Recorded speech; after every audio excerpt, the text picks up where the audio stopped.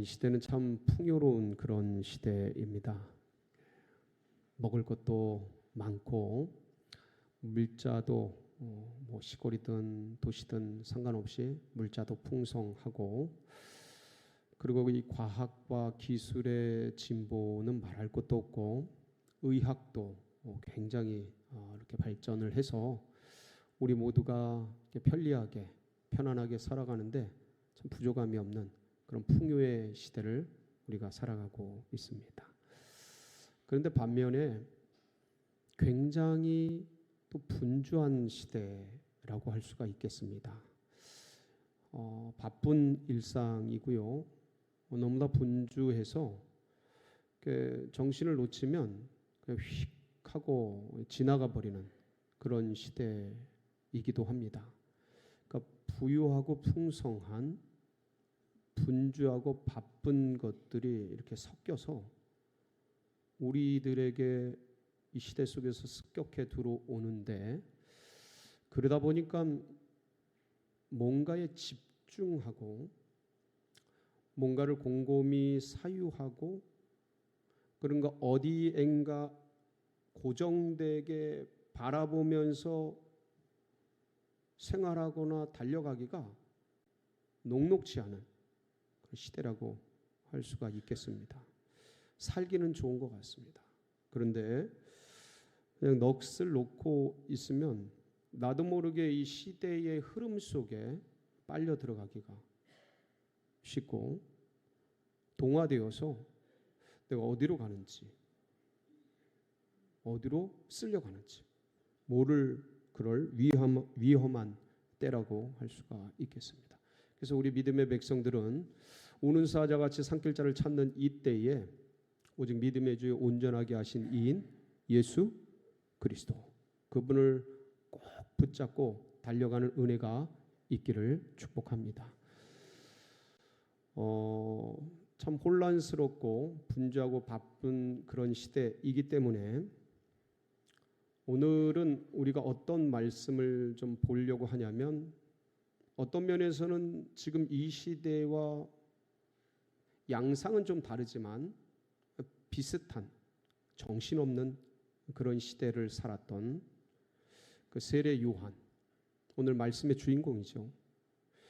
그 혼란스러운 시대를 살았던 세례 요한에 대해서 함께 좀 상고해 보려고 합니다. 어떻게 그는 그 혼란스럽고 그리고 어떤 매몰됐던 그런 시대 속에서 어떻게 세상 죄를 지고 가는 하나님의 어린 양 예수를 그렇게 볼 수 있었는지, 그리고 그분을 그렇게 볼 뿐만 아니라 그분을 향해 목숨을 드리면서 마지막까지 충성하고 증거하고 복음을 전했던 그런 삶을 살았는지 같이 상고하면서 도전도 받고 은혜도 누리는 그런 시간이 되시기를 축원합니다. 어떤 면에서 세례 요한은요, 예수님의 등장과 함께 연기처럼 사라진 비운의 인물로서 우리의 인상 속에 남겨져 있는 그런 사람일 수 있습니다. 그런데요, 말씀을 이렇게 찾아보면요, 예수님의 공생의 기간 동안 가장 칭찬했던 인물이 누구냐? 세례 요한입니다. 진짜 칭찬을 많이 하셨어요. 드러내놓고 예수님께서 이 세례 요한에 대해서 칭찬을 아끼지 않았습니다. 그래서 말씀을 한번 보면요, 누가복음 한번 보실까요? 7장 26절로 28절에 보면 예수님의 칭찬이 이렇게 녹아져 있습니다. 같이 시작. 그러면 너희가 무엇을 보려고 나갔더냐? 선지자냐? 옳다. 내가 너희에게 이르노니 선지자보다 더 훌륭하니라. 기록된 바 보라, 내가 내 사자를 네 앞에 보내노니 그가 네 앞에서 네 길을 준비하리라 한 것이 이 사람에 대한 말씀이라. 내가 너희에게 말하노니 여자가 낳은 자 중에 요한보다 큰 자가 없도다. 그러나 하나님의 나라에서는 극히 작은 자라도 그보다 크니라 하니라. 그러니까 세례 요한은 선지자보다 더 큰 사람이다.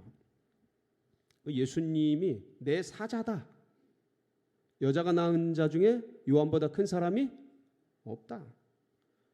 뭐 제일이라는 소리죠. 예, 가장 뛰어나다 이런 말씀입니다.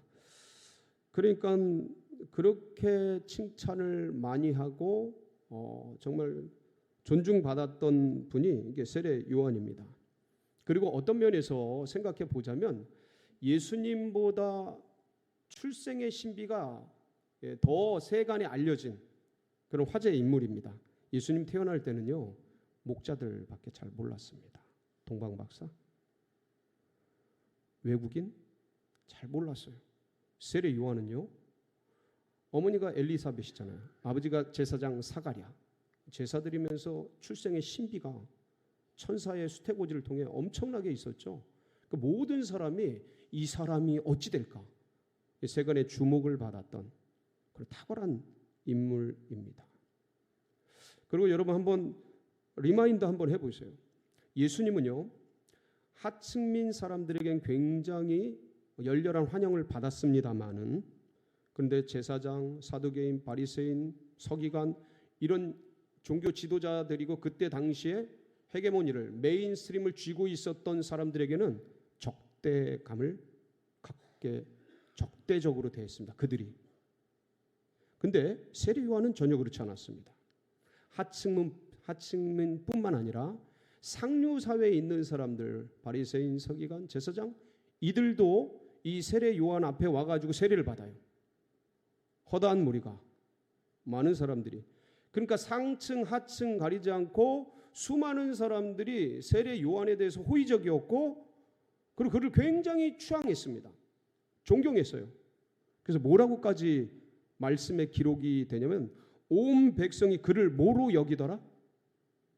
그리스도신가. 누가복음 3장 15절이죠. 같이 한번 보실까요? 시작. 백성들이 바라고 기다림으로 모든 사람들이 요한을 혹 그리스도신가 심중에, 저분 그리스도 아니야? 메시아 같은데 진짜 대단하다. 이렇게 많은 사람들, 모든 백성들이 그렇게 생각했던 사람입니다. 근데 어떤 사람이든요, 우리 주님 외에 어떤 인간이든지 사실은 그 시대의 산물, 그 시대의 영향을 받고 사는 사람들입니다. 일제시대는 일제시대의 영향권 아래 놓여 있고요, 조선시대는 조선시대 유교 문화의 영향권 아래 사람들이 놓여 있게 마련입니다. 6.25 전쟁 이후의 결핍의 시대, 가난의 시대에 그 사람들이 그렇게 놓여 있죠. 이 시대는 자본주의 시대입니다. 이 시대의 영향권 속에 우리도, 사람들도 다 놓여 있습니다.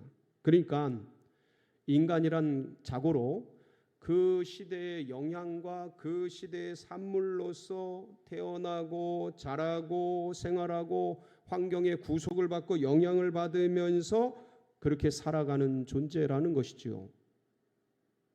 제가 이 말씀을 왜 드리냐면,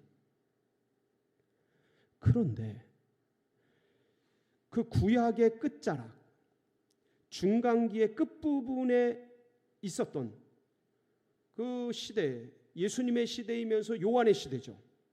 이 시대 때는 대제사장, 사두개인, 바리새인 이들의 타락한 문화가 지배적이었던 시대였습니다. 그러니까 이들의 성경 해석, 이들의 성서 가르침 이런 것들이 팽배하고 그것들이 온 그 이스라엘을 장악하던 그런 시대였다라는 것이죠. 정치적인 해방자, 경제적인 해방자로서의 메시아를 기다리는 이러한 신앙들이 가득했던 시대에 어떻게 세례 요한은 세상 죄를 지고 가는 하나님의 어린 양이로다. 오늘 1장 29절에 보라, 세상 죄를 지고 가는 하나님의 어린 양이로다. 예수님을 보고, 예수님을 처음 만나고 어떻게 그럴 수 있었겠느냐. 이게 너무 어떤 면에서 이게 우리가 익숙한 말씀인데, 근데 이게 굉장히 혁명적인 말씀이라는 거예요. 왜 어떤 면에서 그러냐면은 이 당시 이스라엘 백성들은 거의 대부분요, 금방 말씀드린 대로 영적인 그리스도를 기다린 게 아닙니다. 그러니까 고난을 받고 죄와 허물로 죽은 우리를 살려주시는 그런 고난의 종 그리스도를 기다리고 대망한 것이 아니라, 그러니까 로마로부터 정치적인 압제와 경제적인 핍박과 이런 사회적인 압력으로부터 우리를 해방시켜줄 현실적 해방자, 현실적 메시아를 기다린 거예요. 영적인 메시아, 죄와 허물로부터 구원해줄 그럴 메시아를 기다리고 있었던 게 아닙니다. 왜 그러냐면은 구약의 예언들을 이렇게 우리가 찾아보면 모세부터 말라기까지 거의 모든 선지자와 예언자들이 한결같이 메시아에 대해서, 그리스도에 대해서 비슷하게 예언을 합니다. 근데 우리는 지금, 우리 이 시대의 사람들은, 성도님들은 그러니까 이미 영적인 그 구약에 예언한 선지자들의 예언들은, 그러니까 우리가 그 애굽으로부터 해방시킨 게 우리를 원수마귀 사단으로부터 해방시킨 것, 이렇게 이해를 갖고 있는데, 이런 이해가 없이 이것을 정치적으로 경제적으로 보기 시작하면 어떻게 보이냐면, 모세부터 말라기까지 예언한 그리스도에 대한 예언, 메시아에 대한 예언이 전부 정치적 메시아, 경제적 메시아로 보인다라는 겁니다. 99%가. 예를 들어서 이런 겁니다. 모세가 메시아를 예언합니다. 신명기 18장 15절 말씀이죠. 한번 보실까요? 시작. 네 하나님 여호와께서 너희 가운데 내 형제 중에서 너를 위하여 나와 같은 선지자 하나를 일으키시리니 너희는 그의 말을 들을지니라. 자, 나와 같은 선지자 하나를 일으킬 거다. 모세가 예언을 한 거예요. 그런데 이제 이 후대의 사람들이 모세가 예언한 그 나와 같은 선지자, 그러니까 모세와 같은 선지자지 않습니까? 모세가 무슨 일을 했습니까? 애굽의 제국으로부터 이스라엘 백성들을 출애굽시켰죠. 그리고 가나안 땅으로 이들을 인도했단 말이에요. 그 대제국, 엄청난 고난받고 중노동에 시달려서 노예 생활을 하던 이스라엘 백성들을 모세가 끄집어내가지고 자유민족, 해방민족이 되게 했단 말이죠. 그러니까 로마의 통치로부터 고통받고 바벨론의 통치와 압력으로 고통받고 아수르와 그리스와 페르시아의 모든 그런 고통을 수천 년간 받아온 이들이 느끼기에 이 모세의 말 예언한 것, 나와 같은 선지자, 그 메시아가 오시면 무슨 생각을 하겠어요? 이런 거대 제국의 고통으로부터 우리를 해방시켜 주실 것이다. 이렇게 이해하지 않겠습니까? 그걸 받아들이지 않겠습니까? 모세뿐만 아닙니다. 사실 모든 선지자와 예언자들이 동일한 예언을 했는데, 이사야 같은 경우는요, 메시아의 임재, 그러니까 우리로 말하면 예수님의 초림 때 이 소리예요. 그리스도의 임재 때를 그날이라고 합니다. 그날이라고 예언을 하면서 그날에 어떤 일이 일어나냐면, 이리가 어린 양과 함께 거닐고, 그리고 표범과 어린 염소가 함께 누우며 사막에 강이 넘쳐 흐르고, 어린아이가 독사굴에 손 넣고 사자와 송아지가 같이 뒹굴는, 장난치는 그런 아름다운 나라를 말씀하고 있습니다. 무슨 나라예요 그게? 그건 파라다이스죠. 천국이죠. 에덴 동산이죠. 그날 메시아가 임하는 날 이런 일이 일어난다는 거예요. 놀라운 일이죠. 뿐만 아닙니다. 예레미야, 에스겔, 아모스, 아주 유명한 선지자들이죠. 이분들도요, 그리스도의 초림에 대한 예언을 그날, 큰날, 끝날, 마지막 날, 종말에 이렇게 표현합니다. 그리고 그 모든 표현들은 죽었던 마른 뼈들이 살아나고, 그리고 포로들이 해방되고, 쫓겨갔던 곳에서 사람들이 돌아오고, 하나님께서, 그리스도께서 만국을 심판하면서 이스라엘을 여호와의 영광이 가득한 나라로 새롭게 하실 것에 대한 예언을 합니다. 이런 걸 들으면 주님이 임하실 때 어떤 일이 일어날지, 예? 이곳이 에덴 동산이 되고 천국이 되고 모든 나라는 심판하고. 게다가 다니엘 같은 경우요, 다니엘이 느부갓네살 왕이 꿈을 꿉니다. 근데 이 꿈을 해석을 하죠. 느부갓네살 왕이 꾼 꿈이 뭐냐면, 머리는 금이고 금, 은, 동, 철, 진흙이 섞여서 이루어진 큰 신상을 보게 됩니다. 근데 이걸 다니엘이 해석을 하는데 미래에 대한 예언이었어요. 금이 뭡니까? 바벨론. 은이 뭡니까? 페르시아. 금, 은, 동. 동이 뭡니까? 그리스. 철이 뭡니까? 로마. 그리고 섞여져 있는 나눠진 진흙 같은, 그게 뜨인 돌이 쫙 떠오르더니 그거를 빵 쳐서 산산이 부서지게 만들고 뜨인 돌은 온 세상에 가득 차게 되죠. 그 뜨인 돌이 누구예요? 그리스도예요. 금은 동철은 역사고요. 그러니까 인류의 역사, 대제국들이 막 나오잖아요. 그것들이 뜨인 돌이 오면서 인류의 역사는 사라지고, 뜨인 돌이신 그리스도 예수의 초림 때 모든 세상에 그분이 다스리는 영원한 제국과 나라가 세워질 줄 이스라엘 백성들은 그렇게 바라봤던 거죠. 크게 문제가 되는 그런 해석들이 아닙니다. 어떤 면에서는. 그리고요, 계속해서 구약 성경의 거의 끝부분에 기록된 스가랴서, 이 스가랴서 같은 경우는 그 주님의 초림을 뭐라고 예언하냐면, 그날에는 말 방울에까지 여호와께 성결이라고 기록될 것이다. 그러니까 메시아가 임재하여서 말 방울에 해당되는 모든 부분이 성결하게 되고 거룩하게 되고 새롭게 될 것을, 그 나라가 임할 것을 예언을 합니다. 그리고 마지막 39번째 성경이죠. 말라기 같은 경우, 여호와의 크고 두려운 날에 의인들은 악인들은 심판을 받고 사라져버리고, 내 이름을 경외하는 이스라엘 백성들에게는 치료하는 광선을 발하셔서 깨끗게 하실 것이고, 모든 죄로부터 모든 허물로부터 깨끗게 하실 것이고, 그리고 엘리야를 보내어서 흩어진 자들의 마음을 돌아오게 하겠다라는 놀라운 메시아의 강림을 예언하게 됩니다. 그러니까 구약의 모든 예언들을 얼핏 영적으로 듣지 않고 얼핏 겉모습만 들으면 정치적, 경제적, 군사적 그런 메시아로서 사회적 해방자로서의 그리스도를 예언하는 것으로 들린단 말이죠. 유일하게 구약 성경을 보면 명시적으로, 문자적으로 거의 유일하게 고난받는 종으로서의 메시아를 예언한 것이 이사야서 53장이에요. 이사야서 53장에 보면 거기 3절 4절만 한번 읽어볼게요. 쭉 다 볼 수는 없고 시간이 안 되니까 3절 4절 같이 한번 봅니다. 시작. 그는 멸시를 받아 사람들에게 버림받았으며 강고를 많이 겪었으며 질고를 아는 자라. 마치 사람들이 그에게서 얼굴을 가리는 것 같이 멸시를 당하였고 우리도 그를 귀히 여기지 아니하였도다.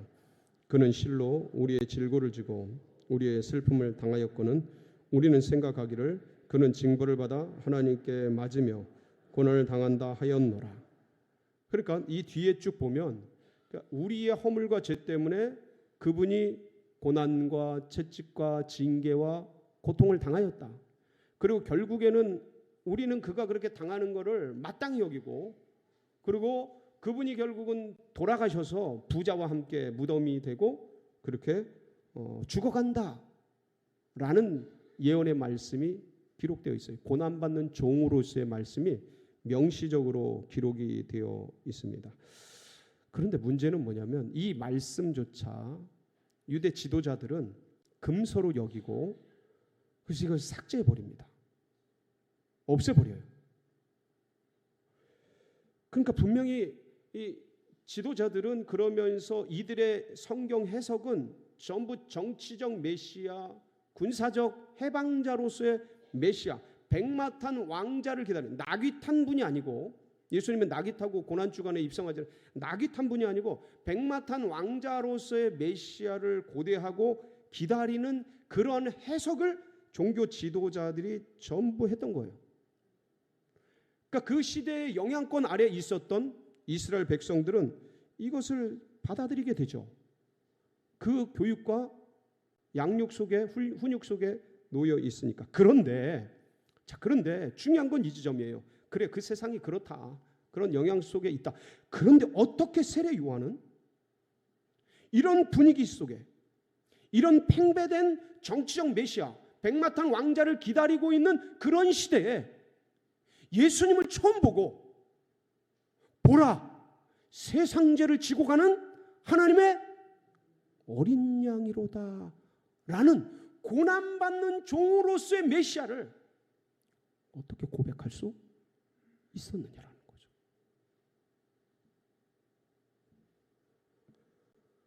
어떻게 그분을 믿고 그분을 끝까지 목숨 걸고 증언하고 그분을 전하고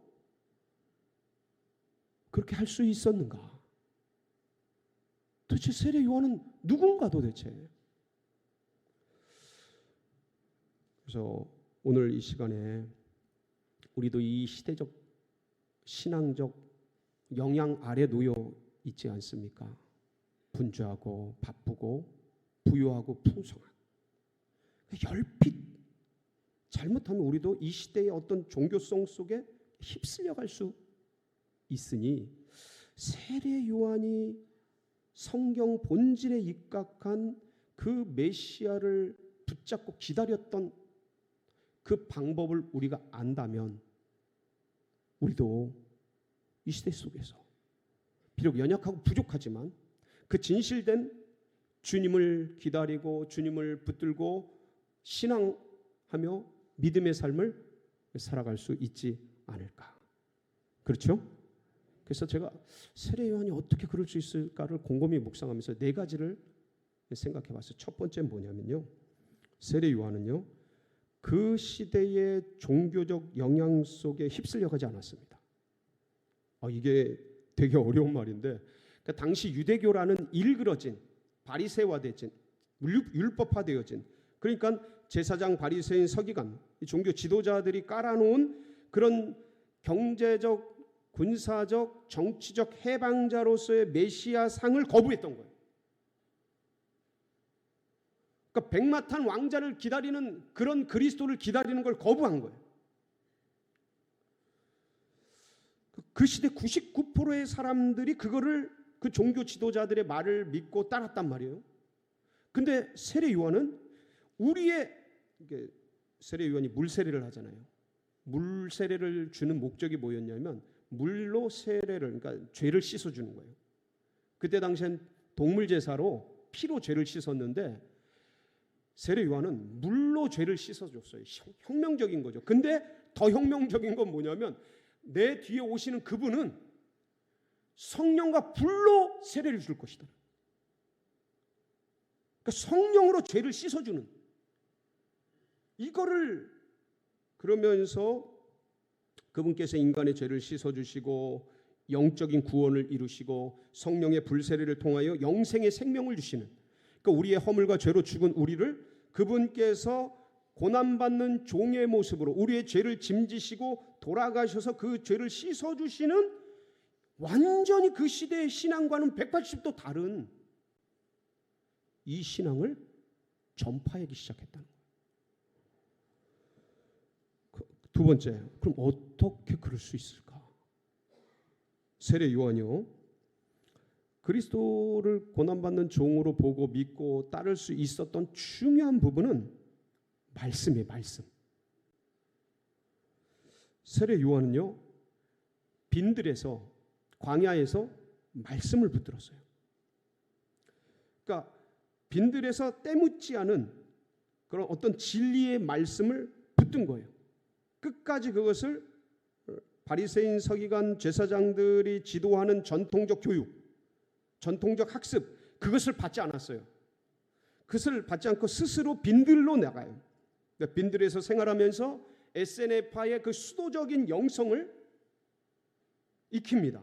누가복음 1장 80절하고 누가복음 3장 2절에 보면 빈들에서 어떤 일이 있었는지 기록하고 있습니다. 한번 보실까요? 누가복음 1장 80절, 3장 2절 시작.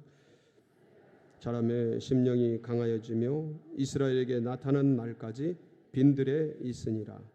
안나스와 가야바가 대제사장으로 있을 때 하나님의 말씀이 빈들에서 사가랴의 아들 요한에게, 그러니까 빈들에 있는 사가랴의 아들 요한에게 뭐가 임하냐면 하나님의 말씀이. 그러니까 이거는 거꾸로 요한 입장에서 이제 생각을 하면 이거는 그러니까 영의 입장, 하나님의 입장에서 하나님의 말씀이 임한 거지만 이걸 거꾸로 하면 말씀과 기도를 빈들에서 주님을 붙들고 기도하며 말씀을 붙들고 씨름하던 그날 그 기존의 바리새인 서기관 사두개인의 그런 해석이 아니고 그동안 가려져 있던 순수한 복음의 진리들이 이 하나님을 통해서 해석법이 열린 거예요.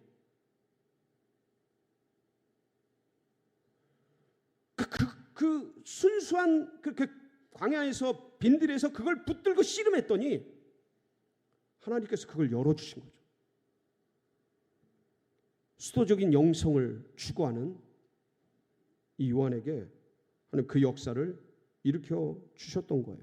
그 셋째는 뭐냐면 그럼에도 불구하고 이 시류의 사람들 속에 딸려가면 사실은 그 영성이 무너지거든요. 동화돼 버리거든요. 세례 요한은 사람들을 따라가지 않았어요. 그러니까 사람들에게 끌려가지 않았다라는 거죠. 무슨 말씀입니까? 수많은 사람들의 여론, 많은 지도자들, 그리고 그들이 쏟아내는 추앙, 인기, 명예, 권세 이런 거 받으면 사람들이 그거 누리고 싶어 합니다. 그거 따라가고 싶어요. 그걸 취하고 싶습니다. 이게 사람의 생리예요. 이거를 거부하는 건 참 어렵습니다. 근데 세례 요한은요, 수많은 사람들이 지위 고하를 막론하고 그리스도가 아니신가 따르고자 하는 열망들을, 추앙하고자 하는 열망들을 표현할 때 요한이 뭐라 그러냐면 명시적으로 공개적으로 나는 그리스도가 아니다. 나는 그분의 신발끈 들기도 적합하지 않은 자다. 나는 그분의 종으로 사는 것도 맞지 않는 연약한 사람이다. 나는 물로 세례를 주는데 그분은 불과 성령으로 세례를 주신다. 그러면서 그리스도 예수를 끊임없이 드높이고 자기는 얼마나 부족한 자인지, 원래 이런 명성과 인기와 이런 권력과 정치력 이런 게 몰려오면요 사람들 이걸 거부를 못합니다. 사람이 그래요. 연약해요. 비난할 필요가 없어요. 왜냐하면 다 똑같거든요, 우리는. 근데 세례 요한은 그렇지 않았다는 거예요. 그 인간의 길을 따라가지 않았다는 거죠. 그걸 거부하고, 얼마나 이게 치열했겠습니까? 그걸 거부하는 게. 그리고 주님만을 증거했다라는 거예요. 끝까지. 자, 그런데 이게 쉬운 거냐? 결코 쉽지 않아요. 근데 어떻게 요한은 이걸 해냈냐? 네 번째입니다. 그는 자신의 신앙과 사명을 위해서요 끝까지 절제된 삶과 생활을 했습니다. 이게 무슨 말씀입니까? 세례 요한은 누구보다 잘 살 수 있었던 사람이에요. 당시에 제사장 아들이잖아요. 제사장은요 종신직이에요. 혈통적이에요. 그러니까 제사장 아들로 태어나면 제사장이에요. 종신직이야. 그래 평생 제사장으로 살아가는 거예요. 당시는 종교 시대이기 때문에 군부 정권 시대는 군부가 최고고 종교 시대는 종교가 최고잖아요. 최대 권력이잖아요. 제사장은 최고의 엘리트입니다. 탁월한 능력이 보장된 사람들이에요. 그리고 요한은 그뿐만 아니라 보장됐을 뿐만 아니라 진짜 탁월한 실력과 능력을 갖춘 사람이란 말이죠. 부유하고 풍성하고 자유롭게 살 수 있었던 사람이에요. 그런데 세례 요한은 이걸 거부합니다. 그리고 어디로 가요? 빈들로 가요. 그리고 뭐 먹습니까? 메뚜기, 석청 먹어요. 가죽 옷을 입고. 제가 여러분에게 그렇게 살라라고 말씀드리는 거 아니에요. 이 시대 거부하고 전부 산속으로 들어가라 이런 얘기하는 거 아닙니다. 다만 우리가 잊지 말자라는 거죠. 어떻게 세례 요한은 그 팽배한 정치적 메시아, 군사적 메시아를 기다리고 있었던 그 시대 속에서 어떻게 보자마자 보라 세상 죄를 지고 가는 하나님의 어린 양이로다를 고백할 수 있었느냐.